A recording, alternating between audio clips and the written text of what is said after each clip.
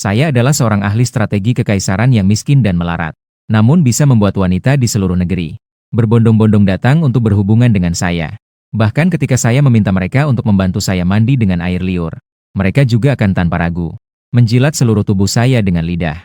Hanya karena seorang ilmuwan wanita menciptakan virus yang menyebabkan 99% pria di dunia terinfeksi menjadi zombie.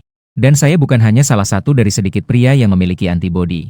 Bahkan saya juga mengaktifkan sebuah sistem bernama Sistem Banyak Anak Banyak Berkah. Selama saya mengikuti permintaan sistem, terus-menerus berhubungan dengan wanita untuk memiliki anak, saya bisa mendapatkan hadiah besar yang sesuai. Pada saat bencana ini baru saja meledak, saya langsung datang ke rumah.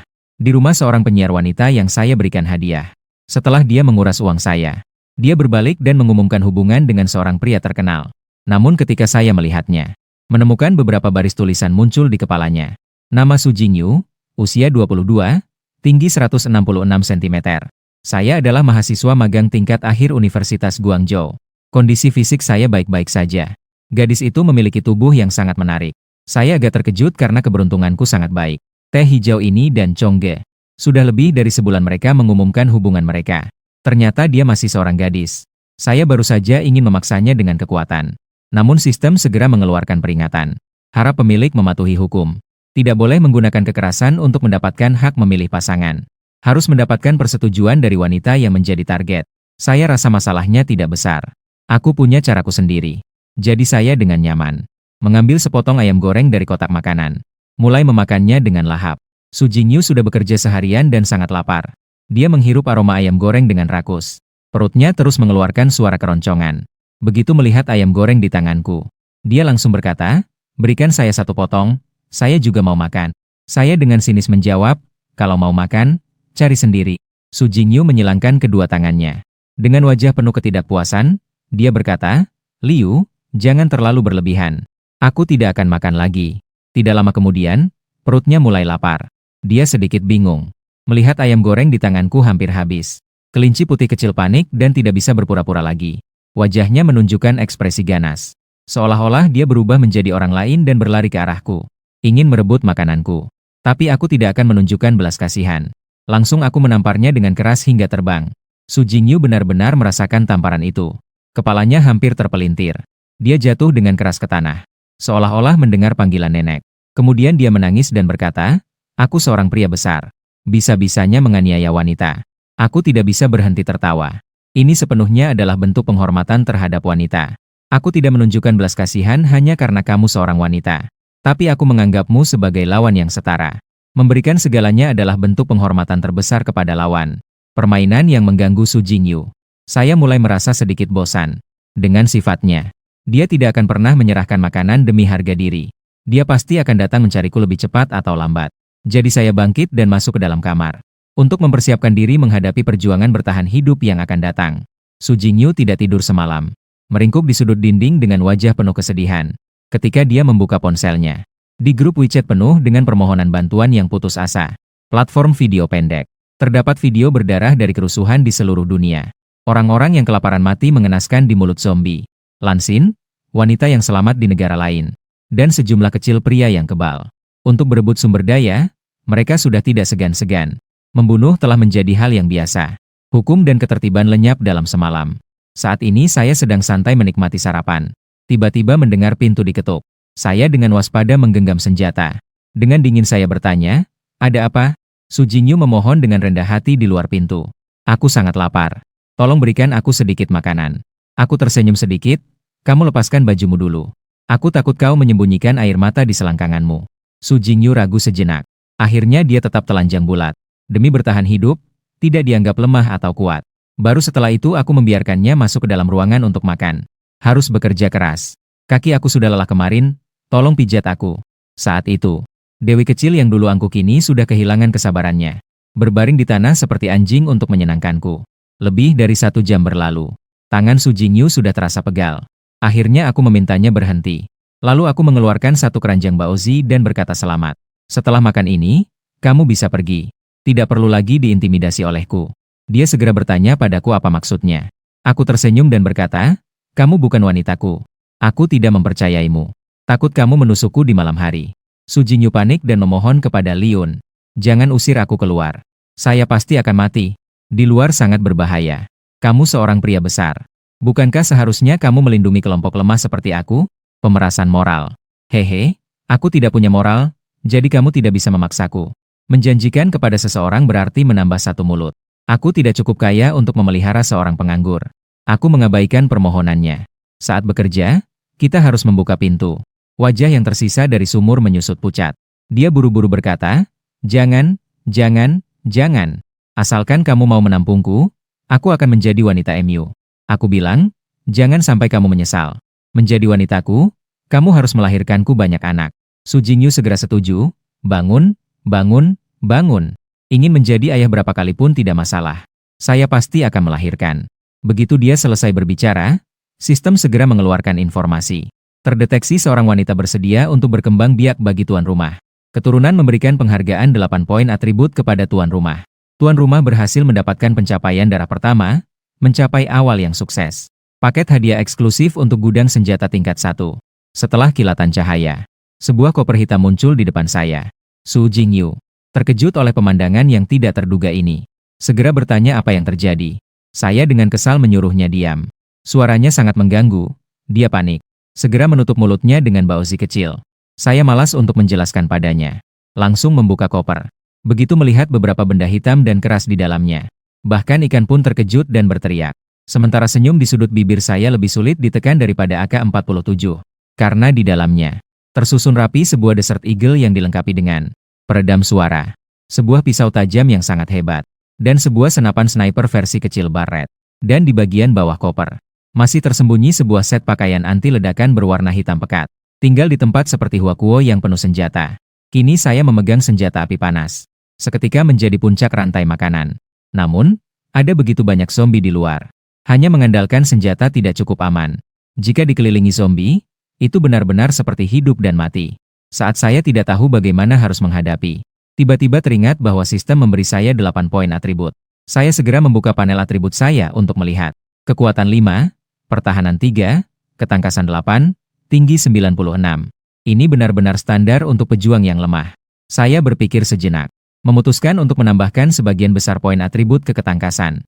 Untuk memperbesar keunggulan saya. Saya menambahkan 6 poin di kolom ketangkasan. Sekarang nilai ketangkasan saya menjadi 14. Dan saat menambahkan poin berikutnya, saya merasa gerakan saya jelas lebih ringan. Saya mencoba melakukan beberapa gerakan yang sulit. Lancar seperti makan coklat dove. Kemudian saya melirik. Su Jingyu yang sedang rakus makan bau kecil. Segera memutuskan untuk menambahkan 2 poin ini ke ketahanan. Ingin bertahan hidup di tengah kekacauan ini. Terkadang, stamina lebih penting daripada kekuatan dan pertahanan. Setelah bermain-main, saya melihat Su Jingyu dengan penuh rasa ingin tahu. Dia bergetar seluruh tubuhnya karena tatapan saya. Dalam hati berpikir, apa yang ingin dilakukan pria ini? Saya tidak terburu-buru untuk keluar berburu. Lagi pula, makanan masih cukup. Berencana untuk mengamati lebih lama di tempat aman. Sekalian mendalami hubungan dengan Su Jingyu. Keesokan paginya, saat belum terang, saya sudah bersiap untuk berangkat. Su Jingyu terbaring di tempat tidur, kelelahan dan tidak bisa bergerak. Setelah beberapa hari bersama, dia terpaksa mengenakan kostum pelayan. Melayani saya dengan sangat teliti. Saya makan dan mandi, memijat punggung dan menggaruk gatal. Bahkan tidak pernah menyentuh saat membersihkan diri. Semuanya dilakukan oleh Su Jingyu sendiri. Dia mulai memanggil saya dengan sebutan yang berbeda dari sebelumnya. Dari pengantar makanan menjadi tuan. Karena pria yang bisa diandalkan sekarang hampir semuanya sudah mati. Harapan untuk bertahan hidup hanya bisa bergantung pada saya. Ditambah lagi, aku bahkan seperti melakukan sulap. Mendapatkan senjata. Mengikutiku pasti tidak salah. Su Jingyu merayu padaku yang sedang bersiap pergi. "Tuan, jangan tinggalkan aku sendirian. Pastikan kembali," aku berkata dengan tidak sabar. "Ingat untuk mandi dan tunggu aku kembali. Kali ini tujuanku adalah supermarket di kompleks. Persediaan di supermarket pasti banyak." Aku terlebih dahulu melempar tubuh Chongge ke bawah. Suara keras dan bau darah yang menyengat segera menarik perhatian sebagian zombie. Mereka mengalir seperti gelombang menuju tubuh Chongge, mengadakan kegiatan kelompok. Kemudian aku bertemu beberapa zombie yang tidak bisa dihindari. Jadi belajar pengetahuan dasar tentang film zombie. Langsung memenggal kepala mereka dengan satu tebasan. Pedang besar yang diberikan oleh sistem. Saya tidak tahu terbuat dari bahan apa. Memotong besi seperti tanah liat. Aku merasa seperti terpotong. Tubuh zombie terasa seolah memotong kertas. Dengan memanfaatkan pengetahuan tentang medan, saya dengan cepat tiba di dekat supermarket Pengtai. Saat itu, Saya terkejut menemukan ada belasan wanita yang juga bergerak dengan hati-hati, menyusuri jalur hijau menuju dekat cermin supermarket. Mereka terbagi menjadi dua kelompok. Jelas mereka tidak saling mengenal. Saya merasa samar-samar bahwa mereka mungkin akan mengalami masalah kali ini. Ternyata benar. Begitu kedua kelompok bertemu, segera terjadi konflik. Dua wanita yang memimpin saling menunjukkan isyarat dengan marah, dengan sikap yang mengancam. Entah untuk berebut sumber daya, atau karena dendam sebelumnya. Saya tidak bisa menahan diri untuk mengumpat dalam hati. Saat itu juga, salah satu wanita menginjak sebuah bola mata. Dengan ketakutan, dia berteriak. Jeritan ini terdengar sangat menyakitkan di malam hari. Saya tidak bisa tidak berpikir bahwa ini benar-benar berakhir. Kapan wanita-wanita ini bisa mengubah kebiasaan buruk mereka yang langsung berteriak saat melihat sesuatu? Jeritan itu seolah menjadi stimulan untuk zombie. Seketika menarik perhatian zombie di sekitar. Mereka melompat dengan ganas menuju arah supermarket. Saya sama sekali tidak berniat untuk membantu. Dalam hati hanya memikirkan untuk bertahan hidup. Jadi saya cepat-cepat berjongkok, menunggu saat zombie menikmati para gadis ini. Memanfaatkan kesempatan untuk masuk ke supermarket. Dengan cepat, ada 4 gadis malang yang ditangkap oleh zombie. Mereka mulai merobek-robek hati dan paru-paru. Jeritan itu menarik lebih banyak zombie datang, membuat wanita-wanita bodoh itu terjebak dalam keadaan putus asa. Saya merasa waktunya sudah tepat. Jadi saya dengan cepat bergerak ke bagian belakang supermarket dengan perlindungan. Ketika saya mengangkat pedang besar untuk memotong kunci pintu, pintu itu tiba-tiba terbuka sendiri. Tidak sempat berpikir lebih jauh. Saya melompat dan langsung masuk ke dalam. Beberapa gadis yang belum mati melihat saya. Mereka segera berlari sambil menangis untuk meminta saya tidak menutup pintu. Tolong saya, tolong saya. Saya awalnya tidak ingin memperhatikan mereka. Tapi saya memperhatikan. Salah satu pemimpin wanita dengan rambut panjang bergelombang. Ternyata cukup menawan. Tubuhnya seperti bentuk es yang sempurna. Kaki ramping dan lurus dengan stoking hitam. Aura wanita dewasa yang sangat menawan. Saya melirik wanita dewasa ini. Teks pemindaian sistem di atas kepalanya. Nama Liu Ruyan, usia 25 tahun. Tinggi 169 cm. Identitas, Rumah Sakit Rakyat Pertama Kota Guangzhou. Kepala Departemen Gawat Darurat, kondisi fisik murni. Wanita anggun dengan kondisi tubuh yang sangat baik. Ini adalah usia terbaik untuk menjadi seorang ibu, sangat bugar. Saya pikir wanita ini pasti akan diselamatkan. Dan wanita dewasa yang penuh pesona ini. Namun dia juga seorang gadis kecil. Jadi saya membuka pintu. Membiarkan beberapa gadis masuk satu persatu. Gadis terakhir yang terlihat seperti mahasiswa. Saat setengah tubuhnya sudah masuk, seorang zombie mencengkeram pahaku. Beberapa gadis berusaha keras menarik tangannya. Mencoba menariknya ke atas. Saya menjauhkan mereka. Wanita-wanita yang tiba-tiba menjadi sangat baik hati. Mengeluarkan pedang besar. Mengayunkan pedang ke leher mahasiswi. Membiarkannya melewati rasa sakit. Beberapa wanita menyaksikan saya, pria besar ini. Ternyata demi menyelamatkan nyawa. Memenggal kepala seorang gadis dengan satu tebasan.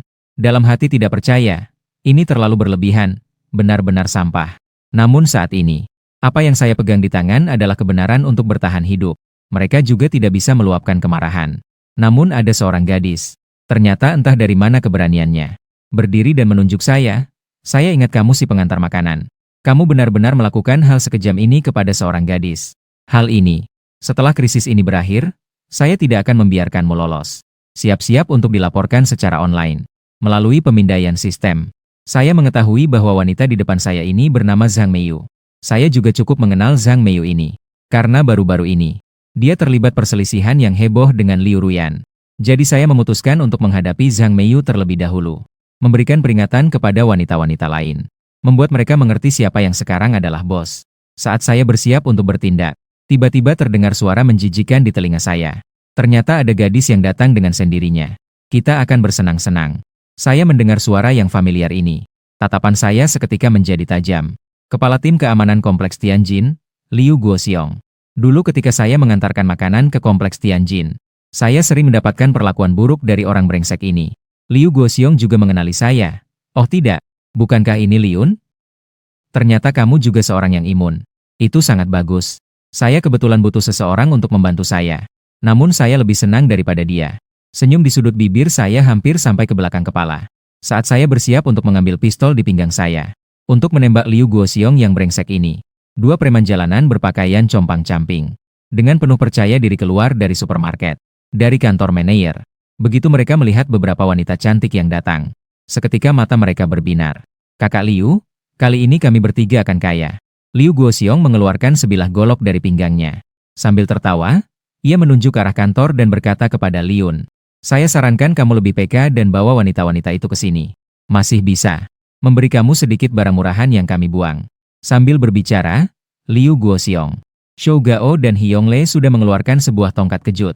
Sementara Lulu memegang sebuah tongkat panjang anti ledakan. Tingkat kerjasama ketiga orang itu. Sekali lihat, jelas ini bukan pertama kalinya mereka melakukan ini. Sebagai kepala keamanan, Liu Guoxiong dikelilingi oleh banyak senjata. Dan dia bahkan memanfaatkan keuntungan ini. Bersama dua orang lainnya menguasai satu-satunya supermarket. Bagi wanita-wanita yang masuk ke supermarket untuk berlindung, sepenuhnya menjadi seperti menangkap kura-kura dalam mimpi. Menjadikan mereka alat pelampiasan. Dalam sekejap, saya tiba-tiba tertawa keras. Kakak Siong benar-benar memiliki pandangan yang sama dengan pahlawan. Pria-pria hampir punah. Wanita seharusnya menjadi mainan kami. Mata Liu Guoxiong bersinar. Dalam hati saya berpikir, Liun benar-benar telah berkembang pesat. Saya sangat menyukai Liun. Haha. Saya sudah tahu sejak lama bahwa kamu adalah orang yang berbakat. Mulai sekarang, kamu adalah adik keempat kami. Liu Ruyan tampak bingung. Tadi saya merasa bahwa saya tegas dan juga menyelamatkannya. Sebenarnya berniat menjadikan saya teman bertahan hidupnya. Tidak disangka, saya juga adalah seorang Teddy. Lulu melambai kepada adik keempat. Segera panggil para tamu wanita ini ke sini. Liu Ruyan ingin memberikan kepada bos. Yang lainnya bisa kita mainkan sesuka hati. Dengan cepat, saya mengeluarkan pedang besar. Dengan ekspresi meremehkan, saya berkata, kalian dari level apa bisa bekerja sama dengan saya? Semua wanita adalah milik saya. Saya ingin semuanya. Liu Guoxiong, Hiyongle, dan Lulu tertegun sejenak. Kemudian wajah mereka seketika menjadi sangat suram. Mengira bahwa memegang pedang besar itu terlihat keren. Menakut-nakuti hantu. Ya? Apa kamu pikir kamu bisa mengalahkan kami bertiga sendirian? Aku hanya menggoda mereka bertiga. Kalau begitu, datanglah. Aku sama sekali tidak berniat bertarung dengan senjata tajam melawan ketiga orang ini. Ketiga pria ini sangat kuat. Bertabrakan secara langsung itu terlalu bodoh. Mengeluarkan pedang besar hanyalah sebuah tipuan. Aku hanya ingin mereka mendekat sedikit. Karena aku tahu kemampuan menembakku masih cukup buruk. Setelah jarak mendekat, baru aku percaya diri untuk menembak mereka dengan pistol. Ketiga orang Liu Guoxiong ternyata terjebak. Mereka secara kompak mengangkat senjata dan mendekatiku. Namun, pada saat itu, tangan kananku yang memegang pisau digenggam erat oleh sepasang tangan. Zhang Meiyu memegang ponselku dengan pisau. 3 bos. Aku sudah mengendalikannya. Kalian cepat datang dan habisi dia. Liu Guoxiong tidak bisa berbuat apa-apa dan menundukkan kepalanya kepada Zhang Meiyu. Mulai sekarang kami akan menganggapmu sebagai manusia. Zhang Meiyu merasa seolah mendapatkan berkah. Ekspresi rendah diri yang sangat menjijikan dari ketiga bos. Di mana para wanita cantik penyintas di kompleks ini bersembunyi? Aku sudah tahu semuanya. Sebentar lagi akan memandu Tuan Besar. Setelah mengatakannya, dia juga menatap Liu Ruyan dengan licik. Kau ini wanita jalang yang menggoda. Lihat saja bagaimana aku akan mengurusmu nanti. Hehehe, Liu Ruyan terjebak dalam keputusasaan di pinggiran kota. Mengenai hal ini, aku sama sekali tidak panik. Saat ini saya adalah Superbe yang sangat cepat. Aku cepat-cepat mengganti tangan. Melemparkan pedang besar dari tangan kanan ke tangan kiri. Zhang Meiyu belum sempat bereaksi. Pedang besar itu sudah menusuk pahanya. Liu Guoxiong dan dua anak buahnya terkejut. Apakah Liun ini masih manusia? Gerakannya begitu cepat dan tetap anggun. Rasa sakit yang hebat membuat Zhang Meiyu berguling-guling di tanah. Mengeluarkan suara keras yang menyedihkan. Liu Ruyan bereaksi cepat. Segera mengambil cambuk sapi beku dari lemari es. Menutup mulut Zhang Meiyu agar dia diam. Liu Guoxiong melihat situasi itu. Segera mengangkat senjata. Waspada, bersiaplah untuk bertarung, jangan takut, saudara-saudara. Orang ini memang hebat dalam menyerang secara tiba-tiba. Ayo kita bersama-sama. Begitu kata-katanya selesai, dia tiba-tiba berhenti melangkah. Lalu menunjukkan ekspresi terkejut. Karena tepat di depannya, muncul sebuah laras senjata yang gelap. Setelah Guoxiong menyadari, dia bercanda, dari mana senjata di negara ini? Menakut-nakuti siapa? Belum sempat dia selesai berbicara. Penekan suara di pistol saya mengeluarkan 2 percikan api. Meskipun suara tembakan tidak terlalu keras. Namun, itu langsung mengejutkan semua orang. Wanita-wanita di sekitar ketakutan dan berjongkok sambil memeluk kepala. Liu Guoxiong melihat saudaranya jatuh setelah saya menembaknya. Pupilnya tiba-tiba melebar. Para wanita melihat ke tanah yang penuh. Dengan otak yang berceceran dan mulai muntah. Hanya Liu Ruyan yang merupakan seorang dokter yang bisa bertahan. Liu Ruyan menatapku dengan kosong. Dalam hati berpikir, apakah pengantar makanan ini seorang agen? Dia lebih gesit dalam berpisah dibandingkan Jackie Chan di toko furnitur. Ternyata dia juga memiliki senjata. Wajah Liu Guoxiong seketika pucat. Dia berlutut dengan suara keras dan meminta ampun. Kak Yun, Saya salah.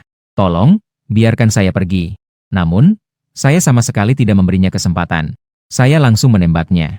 Seorang wanita parubaya yang mengenakan kacamata menuduh, "Kamu, apakah ini masih manusia?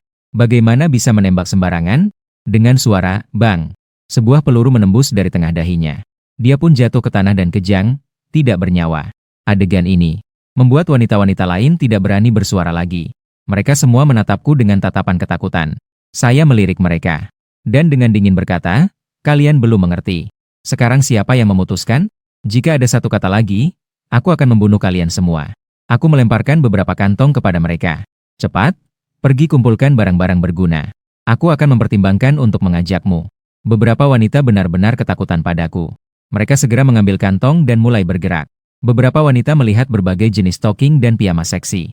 Lalu mereka memasukkannya ke dalam kantong. Berpikir untuk bertahan hidup. Harus melayani aku, nenek kecil ini, dengan baik. Wanita lain melihat situasi ini dan ikut tertawa. Dokter Liu yang anggun dan dingin. Bahkan berebut sepasang stocking hitam rendah. Dan terlibat tarik-menarik dengan dua wanita lainnya. Lalu aku masuk ke kantor manajer. Melihat di dalam ada 5 wanita tergeletak tidak beraturan. 3 di antaranya sudah tidak bernyawa. 2 yang tersisa juga hanya tinggal nyawa. Aku jongkok. Dengan suara rendah, aku bertanya apakah kalian butuh bantuanku untuk beristirahat? 2 wanita itu mengangguk sambil menangis. "Jadi, tolong bantu saya satu hal terakhir." Saya mengeluarkan pedang besar.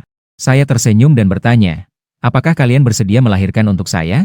Meskipun mereka tidak mengerti mengapa saya bertanya pada saat seperti ini. Tetapi demi mengakhiri penderitaan, mereka segera setuju. Saya mendeteksi bahwa 2 wanita bersedia melahirkan untuk tuan rumah. Memberikan tuan rumah 65 poin atribut. Jumlah host. Jumlah orang yang bersedia melahirkan untuk tuan rumah melebihi 2 orang. Mencapai pencapaian pasti ada guruku di sana. Tuan rumah mendapatkan hadiah level 1 untuk mod akhir zaman. Sebuah gudang ruang.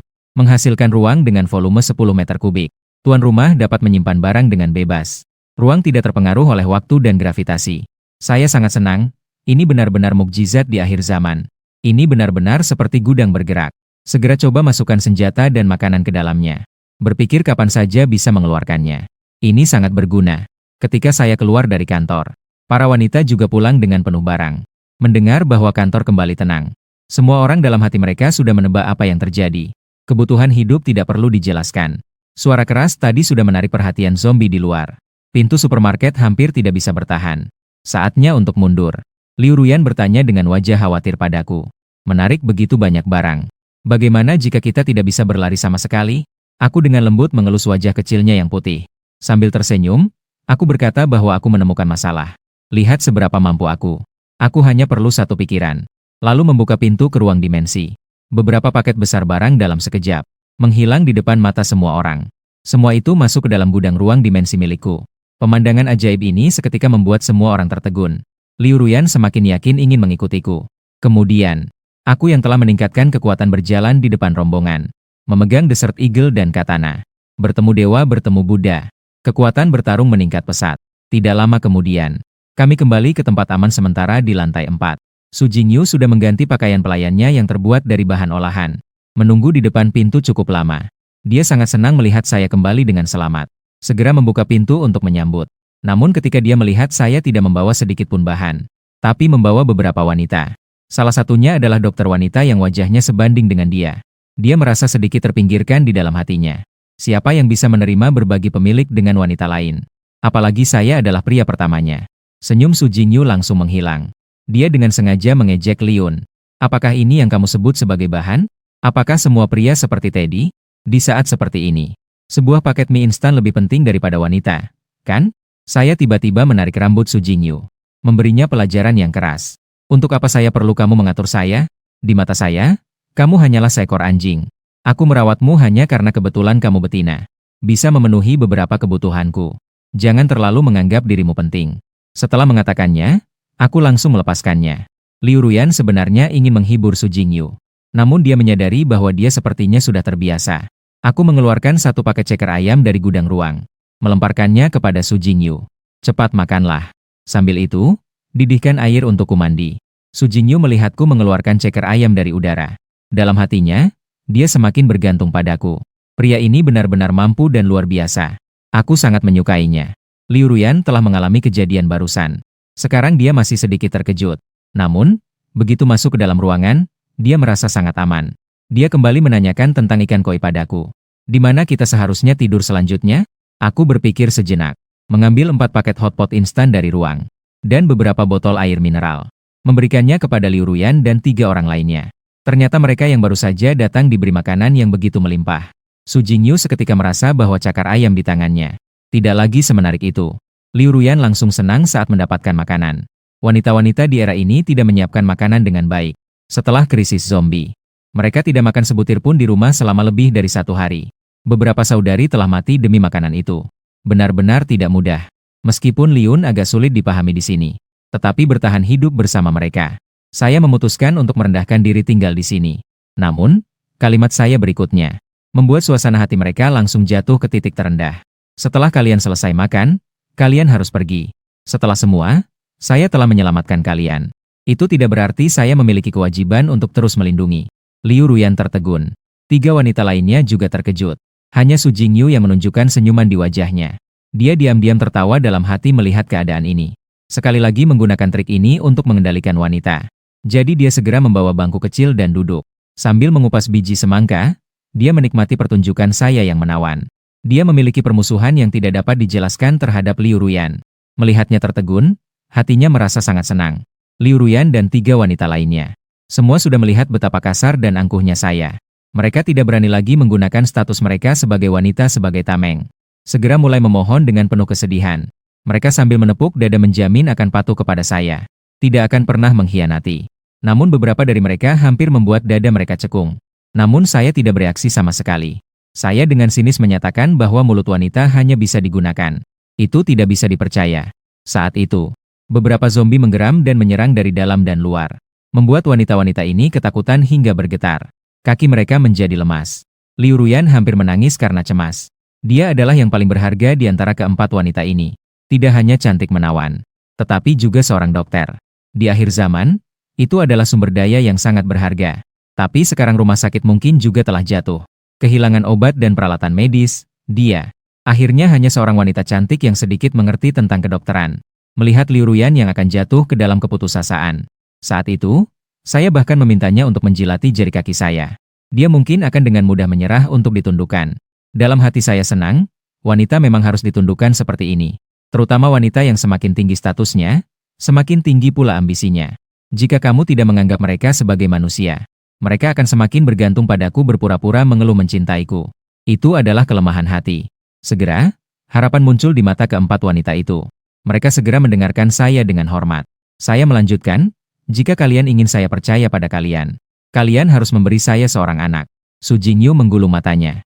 Berpikir di tengah kiamat. Siapa yang akan bodoh sampai berusaha keras untuk melahirkan anak dan menambah beban diri sendiri? Apa sebenarnya kebiasaan aneh yang dimiliki Yun di sini? 3 nilai kelembapan. Wanita dengan nilai hanya 23 mulai merasa canggung. Yang mengejutkan adalah, Liu Ruyan mengangguk tanpa ragu dan setuju. Ikan mas, saya setuju. Saya juga agak terkejut. Ternyata wanita pintar memang berbeda. Benar-benar berani mengambil risiko. 3 gadis dengan nilai rendah lainnya. Melihat kecantikan besar Liu Ruyan yang sudah setuju. Segera mereka berebut untuk juga setuju melahirkan anak untuk saya. Terdeteksi bahwa seorang wanita bersedia melahirkan anak untuk tuan rumah. Jumlah total telah mencapai 4 orang. Tuan rumah mendapatkan 15 poin atribut. Masih ada 2 orang lagi untuk mencapai pencapaian memiliki banyak keturunan. Silakan tuan rumah terus menunjukkan kepatuhan untuk menaklukkan wanita cantik. Wah, Liu Ruyan saja sudah 85 poin. Lebih tinggi dari total ketiga wanita lainnya. Mengingat untuk merawat keluarga besar ini di masa depan, wanita akan sangat lelah. Saya langsung menambahkan poin atribut keketahanan. Meningkatkan 10 poin ketahanan menjadi 18 poin. Setelah menambahkan poin, aku merasa ketahanan yang terbuang karena mundur tadi langsung pulih. Biasanya saya bisa bertahan 20 menit dalam pelang. Sekarang seharusnya bisa bertahan 1 jam. Kemudian, saya juga menambahkan 5 poin yang tersisa ke kelincahan. Memperbesar keunggulan saya lebih lanjut. Sekarang nilai kelincahan saya sudah mencapai 19 poin. Saya yang merasa sangat baik. Mulai mengatur tugas untuk anggota baru. 3 wanita yang penampilannya biasa saja. Saya malas untuk mengingat nama mereka. Jadi saya perintahkan mereka untuk melupakan nama lama mereka. Mulai sekarang nama mereka adalah Xiao Chai, Xiao Su dan Xiao Kun. Mudah diingat. Ketiga orang ini akan bertanggung jawab atas tempat tinggal. Xiao Chai yang berusia 30 tahun sebelumnya adalah seorang pengasuh bayi. Biarkan dia memikul beban pengasuhan di masa depan. Xiao Su berusia 19 tahun. Xiao Kun yang berusia 27 tahun adalah putri pemilik tambang batu bara. Dia adalah seorang pemimpin kecil dalam sistem pemerintahan. Saya berkata serius kepada mereka. Saya tidak peduli apa identitas masa lalu Anda. Sekarang kalian ingin saya melindungi kalian. Maka kalian harus melayani saya dengan baik. Su Jingyu mengingatkan saya sebagai tuan. Lalu bagaimana dengan Liu Ruyan? Apakah dia harus menggantikan saya untuk melayani kalian sebelum tidur?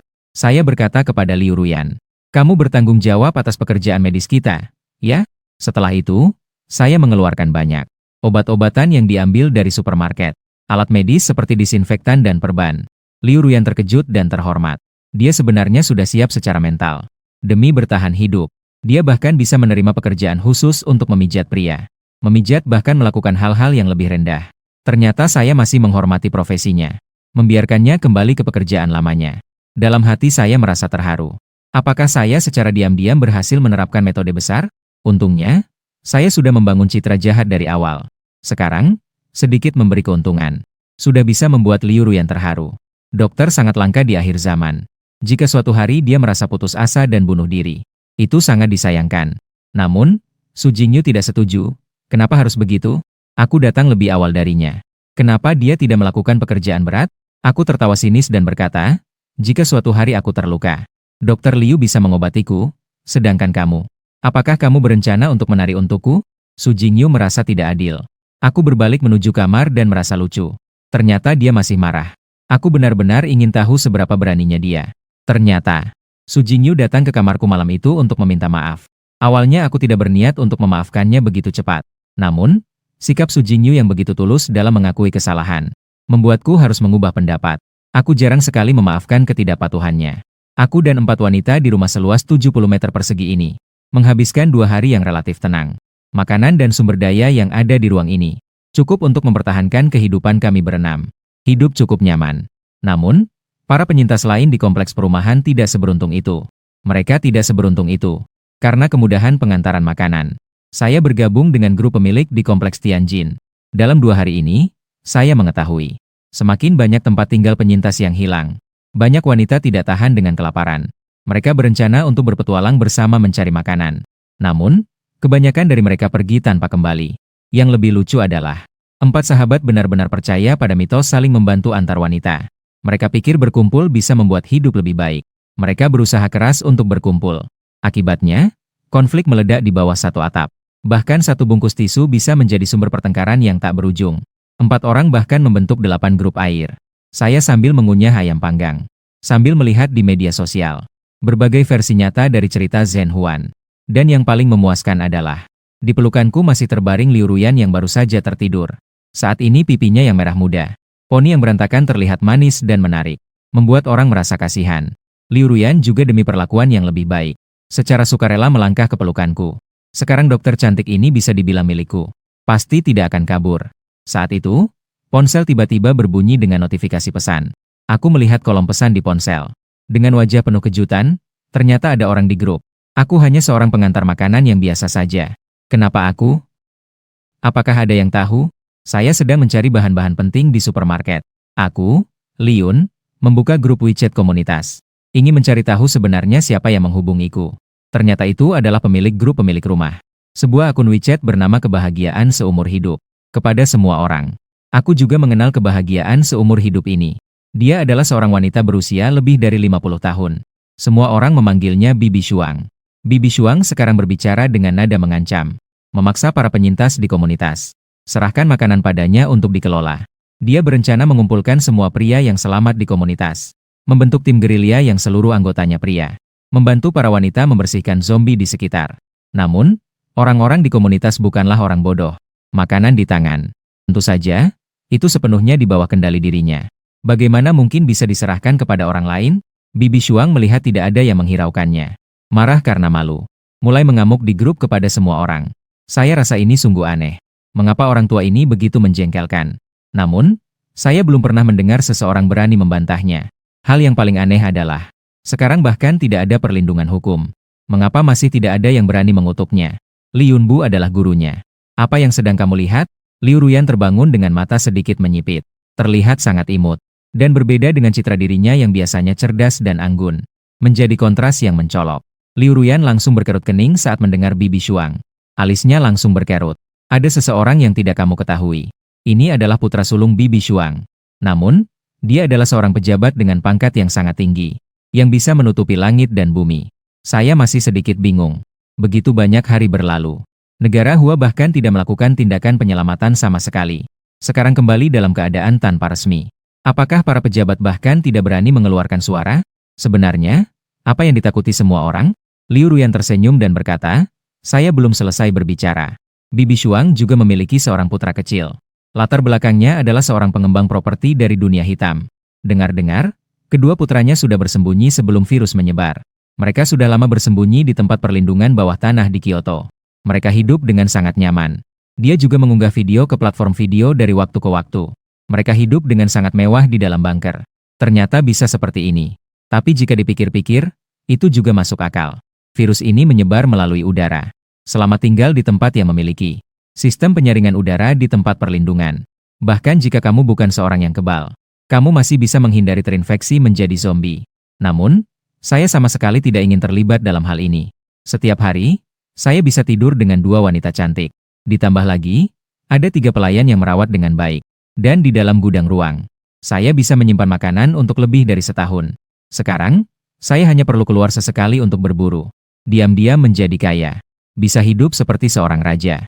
Saat saya mematikan ponsel, bersiap untuk berbicara lagi tentang biologi dengan Liu Ruyan. Tiba-tiba ponsel saya mengeluarkan suara notifikasi pesan yang mendesak. Begitu saya lihat, ternyata Bibi Shuang sedang marah. Kamu adalah Liun, kan? Benar-benar beruntung kamu masih seorang pemuda yang kuat. Kami wanita sedang kesulitan.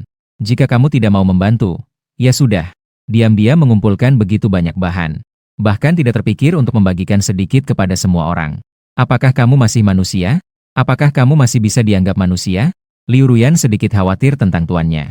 Di grup bersama Bibi Shuang. Bagaimana bisa tahu tentang kamu yang mengumpulkan barang di supermarket Pengpai? Saya melihat-lihat pesan di grup online. Menemukan seseorang dengan nama WeChat Yoyo. Di grup bersama Bibi Shuang. Ternyata ini adalah Yoyo. Melihat situasi saya saat pergi ke supermarket hari itu. Lihat lagi pesan terbaru di grup. Saat ini, Bibi Shuang masih mengutuk saya. Mengkritik saya egois. Yang menarik adalah, sebelumnya menghadapi ribut tanpa alasan seperti ini. Para pemilik yang biasanya diam. Sekarang malah ikut mengutuk saya bersama Bibi Shuang. Jadi saya mengangkat ponsel. Dengan steak di samping tempat tidur dan segelas anggur merah Lafite. Mengambil sebuah foto. Lalu mengirimkannya ke grup. Dengan sengaja membuat marah orang-orang bodoh ini. Grup chat di dalam pasir benar-benar meledak.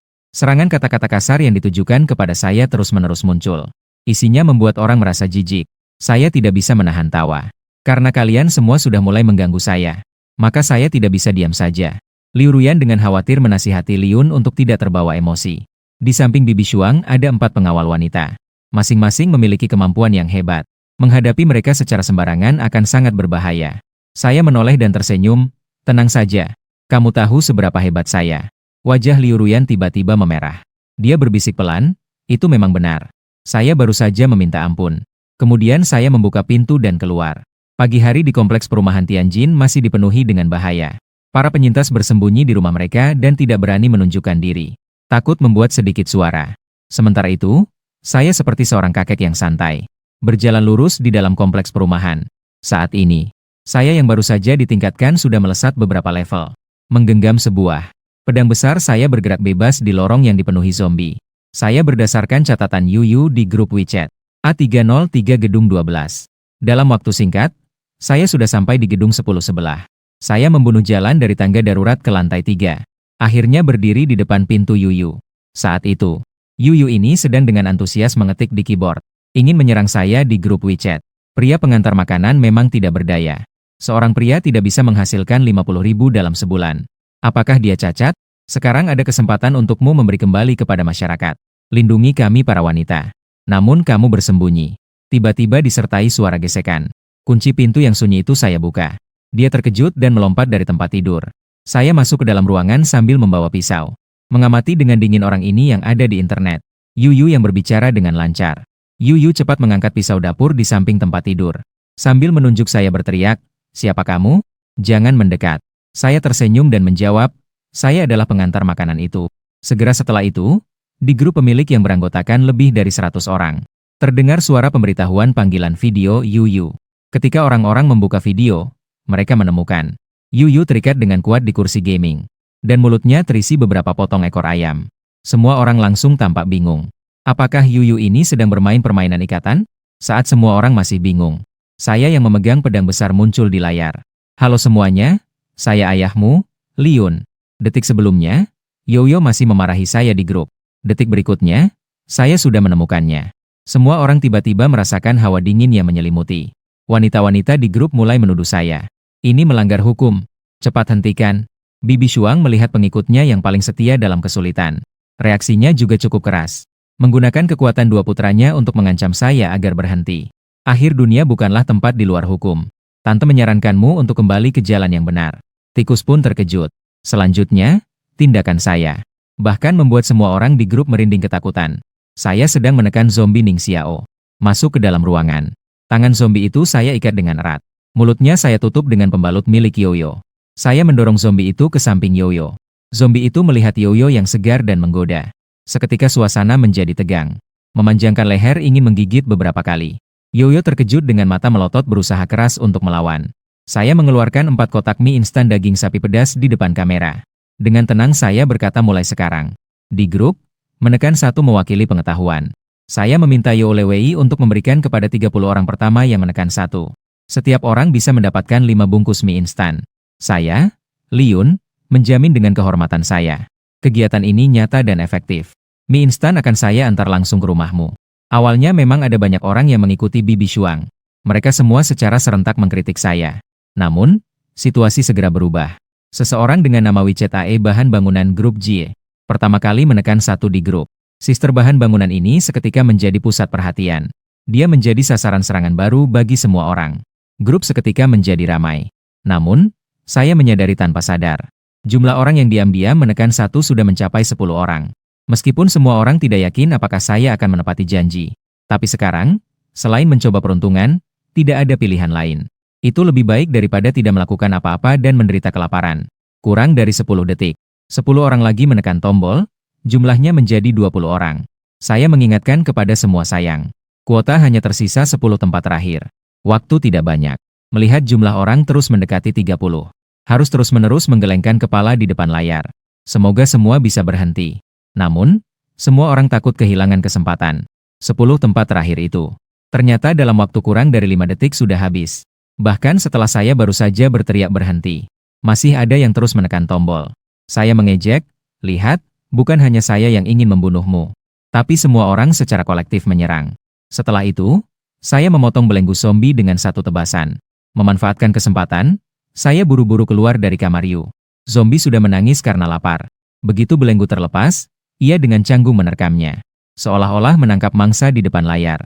Semua orang melihat dengan gemetar. Bahkan ada yang langsung muntah. Orang-orang di grup segera pulih dari keterkejutan melihat Yoyo dibunuh. Pulih kembali. Liun, kapan kamu akan mengirimkan mie instan? Apakah kamu benar-benar bisa melakukannya di luar sana yang begitu berbahaya? Saya merespons dengan sinis, sangat lucu. Apakah kalian benar-benar berpikir saya akan memberikan sumber daya yang begitu penting kepada kalian? Grup itu kembali heboh. Seorang guru wanita mengkritik siswa Liun. Bagaimana kamu bisa ingkar janji? Tanpa prinsip, seseorang tidak akan berdiri. Saya tertawa sinis dan berkata, berbicara tentang kepercayaan dengan orang-orang seperti kalian. Apa ini lelucon internasional? Selain menjadi penonton, apalagi yang bisa kalian lakukan? Apalagi kemampuan lain yang kamu miliki? Saya lebih suka memberi mie ini kepada anjing daripada memberikan kepada kalian. Setelah berkata demikian, saya membuka jendela dan melemparkan kotak-kotak mie instan keluar. Melihat beberapa kotak mie berharga terbuang, grup itu merintih. Membuang makanan adalah memalukan.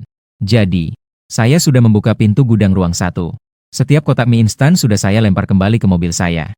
Di gudang saat meninggalkan tempat tinggal Yoyo, saya secara kebetulan memindahkan sisa makanannya. Juga dipindahkan ke ruang 1 saya. Tadi, guru wanita itu, Ye Xiaoke, masih marah-marah dengan gila. Pembunuh, saya sudah merekam bukti kamu membunuh. Apakah kamu menunggu untuk menerima pengadilan hukum? Sampah sepertimu. Hanya karena tingkat pendidikan yang rendah, hanya bisa jadi pengantar makanan. Sekarang sudah sedikit mampu, mulai membalas masyarakat. Saya membuka catatan di grup. menemukan bahwa dia tinggal di gedung 15. Guru Ye, bukan? Saya datang untuk belajar sedikit bahasa Inggris darimu. Beberapa saat kemudian, Guru Ye mulai panik. Bagaimana ini? Pria ini merusak rumah. Dia tidak benar-benar datang mencariku, kan? Para wanita dalam kelompok itu menghibur Guru Ye. Saya tahu kamu sangat terburu-buru. Tapi jangan panik. Kamu tinggal di gedung 15. Liun saat ini berada di gedung 12. Jaraknya memang agak jauh. Kecuali dia memiliki ceat. Tidak mungkin dia bisa melewati begitu banyak zombie untuk sampai ke tempatmu. Ye Xiaoke panik. Dia meminta bantuan kepada beberapa pria yang tersisa di grup. Cepat datang dan selamatkan aku. Kenapa tidak ada yang menjawabku? Ini adalah seorang wanita yang tinggal di gedung 15. Dia berteriak kepada Ye Xiaoke di grup. Ini buruk. Baru saja Liun dengan mudah membelah pintu pengaman rumahku. Datang untuk menanyakan di lantai mana kamu tinggal. Nomor kamar berapa? Apa? Liun sudah membunuh sampai gedung 15. Gedung 12 berjarak lebih dari 300 meter dari gedung 15. Masih ada begitu banyak zombie. Bagaimana dia bisa melakukannya? Keringat dingin mengalir dari Ye Xiaoke. Dengan tegang dia bertanya, apakah kamu memberitahunya nomor kamarku? Wanita itu menjawab, aku tidak memberitahunya. Dan dia tidak memaksa saya atau orang lain. Sebaliknya, dia sangat sopan. Sebelum pergi, dia membantuku memperbaikinya. Dia bahkan memberiku 3 bungkus mie instan sebagai kompensasi. Wanita-wanita di grup itu tampak sedikit terkejut setelah mendengar itu. Ternyata Liun tidak seburuk yang dibayangkan. Iya, benar. Jika bukan karena mulut Ye Xiaoke yang begitu jelek, Liun mungkin tidak akan marah sebanyak itu. Kak Yun, kapan kamu akan datang ke rumahku? Aku punya 1 set piyama seksi untuk kamu coba. Piyama spaghetti yang seksi menunggu kamu untuk dinilai. Hanya butuh 5 bungkus mie instan. Hanya dengan sedikit godaan ini untuk menguji para senior. Kak Yun, selain piyama, aku juga punya ekor loh. Kamu Xiaoke. Melihat tidak ada satupun saudari yang bisa diandalkan. Beralih untuk menaruh harapan terakhir. Ditaruh pada sedikit pria. Pada awalnya, dia berbicara dengan nada rendah. Menggunakan taktik merayu dengan kesedihan. Memohon kepada para pria untuk datang menyelamatkannya. Para pria sama sekali tidak tergerak. Seorang pelatih kebugaran dengan putus asa berkata, Guru Ye, sekarang di luar terlalu berbahaya. Kami benar-benar tidak bisa berbuat apa-apa. Ye Xiaoke sangat cemas. Benar-benar kualitasnya langsung terungkap. Mengutuk kalian, para penggemar kebugaran. Selain jatuh, bisa melakukan apa lagi? Seandainya mantan pacar kulit hitam saya ada di sini. Saya bahkan takut pada ikan koi itu. Kalian, pria dari negara Hua, semua adalah pengecut yang tidak berdaya. Hujatan dia membuat para pria langsung marah. Pelatih kebugaran langsung mengirim pesan suara dengan marah. Lemparkan petir, saudara. Hitam busuk. Ternyata Nini adalah seseorang yang sudah dipermainkan di luar. Saya pikir kamu adalah peri kecil. Dengan penampilanmu yang seperti ini. Di klub, saya langsung mengajarkan menteri untuk mengganti tim. Ye Xiaoke terkena titik sensitif. Dengan gila mulai mengetik untuk membalas pelatih kebugaran yang marah. Dengan marah, dia menyebut saudaraku di grup. Saya tahu sampah ini tinggal di mana. Dia tinggal di A804. Ye Xiaoke baru saja merasa bangga dan melupakan segalanya. Benar-benar lupa tentang kegilaanku. Dia masih mengawasi tempat tinggalnya. Seketika wajahnya tampak pucat. Hatiku dipenuhi dengan ketakutan. Tak lama kemudian terdengar suara, srek. Kunci pintu Ye Xiaoke aku tebas dengan satu sabetan. Begitu aku masuk pintu, aku langsung mencium bau tidak sedap yang menyebar. Ye Xiaoke bahkan sampai ketakutan hingga mengompol. Untungnya aku cepat bereaksi. Dia mundur 1 langkah dan menjaga jarak 2 meter. Saya menutup hidung dan baru saja ingin bertanya padanya apa yang terjadi. Lalu aku melihat di rak buku ada foto dia dan mantan pacar asingnya yang sangat akrab. Sekarang aku mengerti. Orang-orang luar ini benar-benar tidak tahu batas. Kemudian aku mencari-cari ponselnya. Ternyata aku menemukan banyak hal menarik. Tak lama kemudian ponsel para pemilik kembali berbunyi. Semua orang berpikir acara hari ini benar-benar kaya. Ada berita menarik apa lagi?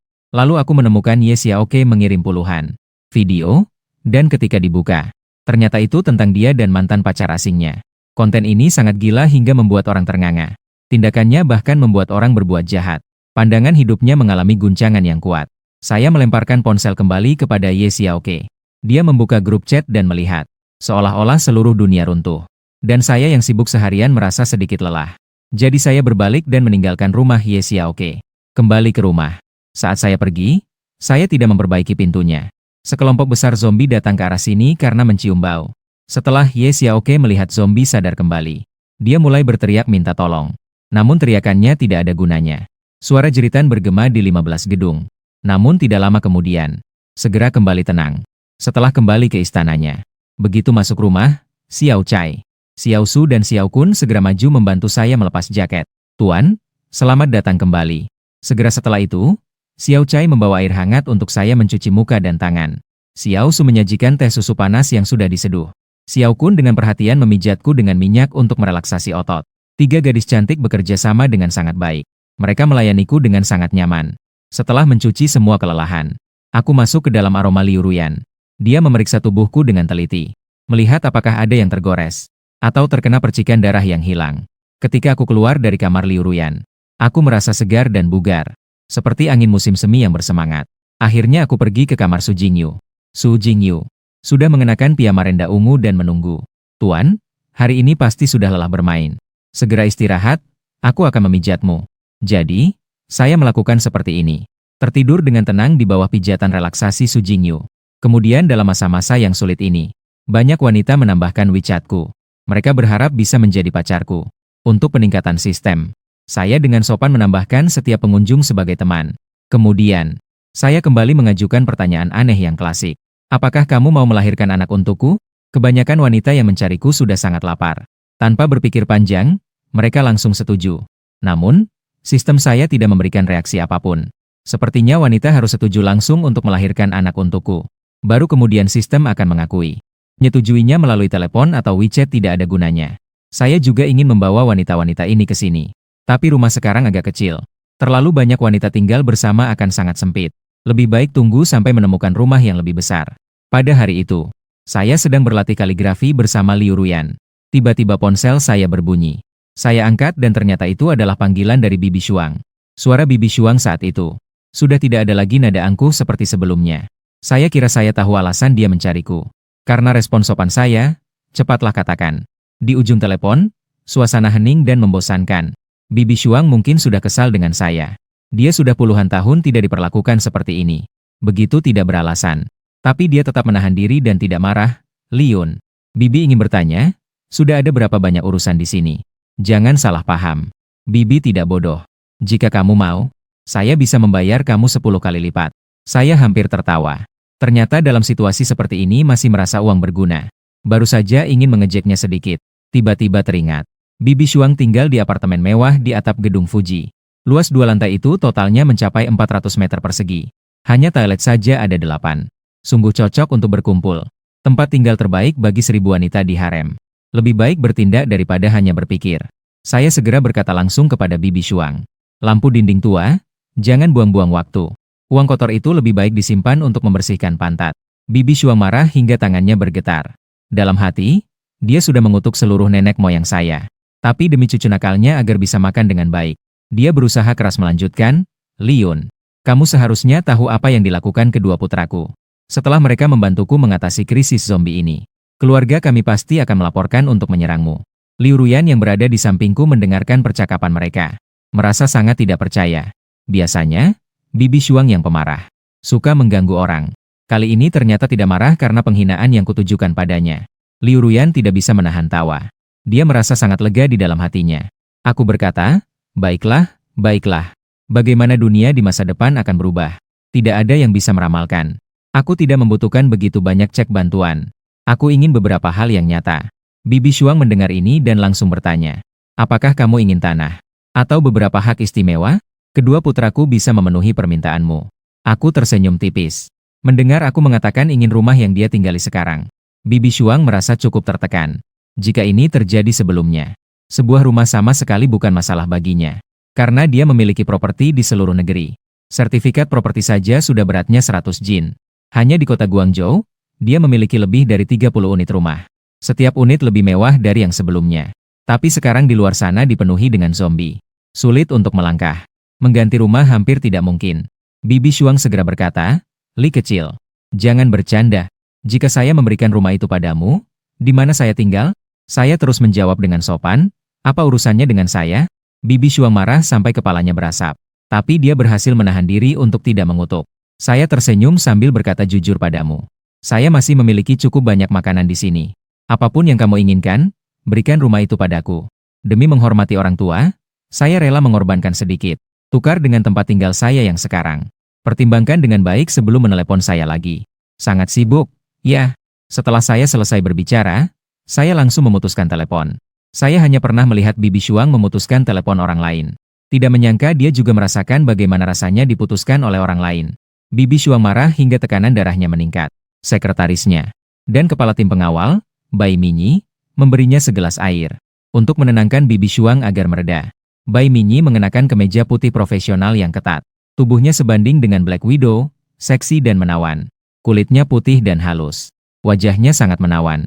Dia akan menjadi juara bela diri di Akademi Kepolisian karena melukai atasannya yang mencoba mengganggunya. Dikeluarkan dari Akademi Kepolisian. Masa depannya hancur. Anak Bibi Shuang tahu ibunya suka berkata kasar. Suka membuat orang marah. Jadi dia sengaja meminta Bai Minyi untuk menjadi pengawalnya dan asisten pribadinya. Dalam kesehariannya, Bai Minyi, selain melindungi keamanan Bibi Shuang, masih harus mengurus kehidupannya.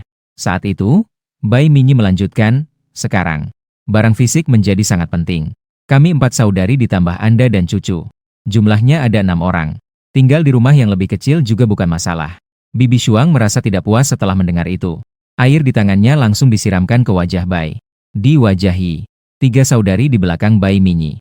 Melihat kakak mereka dibuli. Mereka semua merasa tidak puas di dalam hati. Ingin maju untuk berdebat. Namun, Bai Minyi menghentikan mereka. Dengan tatapan, ia memberi isyarat agar mereka tidak menghalangi. Apakah kamu memanggilku untuk bekerja? Bibi Shuang sangat tidak senang saat itu. Bai, kamu menghadapi ancaman dari majikan. Meskipun hatinya tidak rela. Ia hanya bisa diam-diam menghapus air di wajahnya. Saya yang terlalu banyak bicara. Bibi Shuang berkata dingin, orang miskin sepertimu mengerti apa? Rumah lebih dari 100 meter persegi bagaimana bisa disebut rumah? Bahkan anjing pun tidak mau tinggal di situ. Bibi Shuang yang gemuk, cucu kecil Jerry, juga ikut mengeroyok di samping. Iya, benar. Ayahku bilang kalian semua bodoh sekali hahaha. Jerry yang kecil sudah berusia 10 tahun. Tetapi tidak memiliki sedikit pun sopan santun. Sempurna mewarisi sifat kaya Bibi Shuang. Sungguh anak nakal yang menyebalkan. Jerry yang kecil mengelus perutnya yang bulat. Mengeluh kepada Bibi Shuang bahwa dia lapar. Bibi Shuang dengan penuh kasih sayang memeluk cucunya. Anakku yang malang. Lapar ya? Nenek segera akan mencarikan makanan untukmu. Bai Minyi merasa putus asa di dalam hati. Dalam beberapa hari terakhir di akhir dunia ini, sebagian besar persediaan makanan mereka, semuanya dimakan oleh keponakan kecil. Dan anak kecil ini sangat boros. Makanan yang tidak habis. Semuanya dibuang ke bawah dan dimakan zombie. Namun Bibi Shuang terus memuji keponakannya yang cerdas dan berani. Tidak takut kehilangan sedikit pun. Keponakan kecil memang sangat menikmati. Tapi Bai Minyi dan ketiga saudarinya sangat menderita. Mereka sudah lapar selama 2 hari. Tenaga mereka hampir habis. Suasana psikologis ketiga saudari. Sekali tatapan dari Bai Minyi sudah menghentikan impuls mereka. Saat ini dia bertahan terhadap nenek dan cucunya ini. Selain etika profesional, ada satu alasan lagi, yaitu di dalam negeri.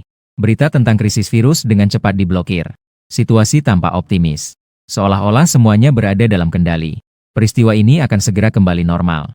Jika saat ini mengganggu Bibi Shuang dan keponakan kecil, di masa depan, 2 putra Bibi Shuang tidak akan membiarkan mereka lolos. Bibi Shuang datang ke dapur untuk mencari pekerjaan bagi keponakan kecil. Membuka lemari penyimpanan dan melihat. Dengan canggung menemukan bahwa di dalamnya ternyata kosong. Keponakan kecil merasa tidak menarik. Berbalik untuk mencari pengawal. Gadis termuda di tim meluapkan kemarahan. Saat itu, Bai Minyi tiba-tiba menangkap lengan tangannya. Dengan perhatian dingin, dia berkata, "Tuan, jangan berlari sembarangan. Hati-hati jatuh." Bai Minyi, sebagai seorang penari, dalam keadaan marah, memancarkan tekanan rendah yang kuat. Seketika membuat Xiao Zhen'er terkejut dan menangis, mulai menangis. Tangisan ini membuat Bibi Shuang sangat sakit hati. Segera berlari ke sisi Bai Minyi. Menarik Xiao Zhen'er ke sana. Menggenggam tangan Bai Minyi dan melepaskannya. Kamu memberontak, kan? Meskipun Bibi Shuang biasanya kasar. Dia juga bukan orang bodoh. Ketika dia menyadari bahwa Bai Minyi yang biasanya lembut, sepertinya benar-benar marah. Dia langsung mereda. Lalu suaranya jarang menjadi lembut. Apa yang kamu permasalahkan dengan anak kecil? Setelah Bibi Shuang dan keponakannya pergi, Bai Minyi tenang kembali. Dia yang tampak lelah. Segera mengkhawatirkan dan menenangkan ketiga saudari. Semua, tahan sedikit lagi. Adik termuda di tim berkata, Kakak Aimi, kami bertiga melakukannya demi kamu. Kalau tidak, kami sudah merobek 2 wanita jahat ini. Wakil kapten tertua di tim juga ikut bicara. Minyi, apakah kamu sudah mendengar tentang orang yang bernama Liun? Adik muda segera setuju dengan pemuda pengantar makanan itu. Dengar-dengar dia mengumpulkan banyak barang di supermarket Peng Tai. Kakak Minyi, apakah menurutmu kita harus Bai Minyi mengangkat matanya yang indah. Apakah kamu bilang? Apakah kita harus membunuh Liun? Rebut perlengkapan dari tangannya. Tepat pagi ini. Setelah saya dan Liu Ruyan berlatih kaligrafi semalaman. Suara Su Jingyu terdengar dari luar. Tuan, bisakah kalian lebih pelan? Beberapa hari ini saya dan Xiao Chai serta Xiao Su. Xiao Kun juga tidak tidur nyenyak. Saya merasa sedikit bersalah untuk menjawabnya. Turun saja dan pergi. Aku tidak memintamu untuk tinggal. Namun, rumah ini memang harus diganti. 5 wanita dan 1 pria memang agak terlalu sempit. Seandainya bukan karena Bibi Shuang. Terbuat dari bahan logam yang sangat keras. Saya sudah langsung pergi untuk mengambil barang-barang kita. Dan saat malam tiba, setelah mengetahui bahwa saya memiliki banyak persediaan, diduga saudara perempuan diam-diam mendekati bawah lantai saya.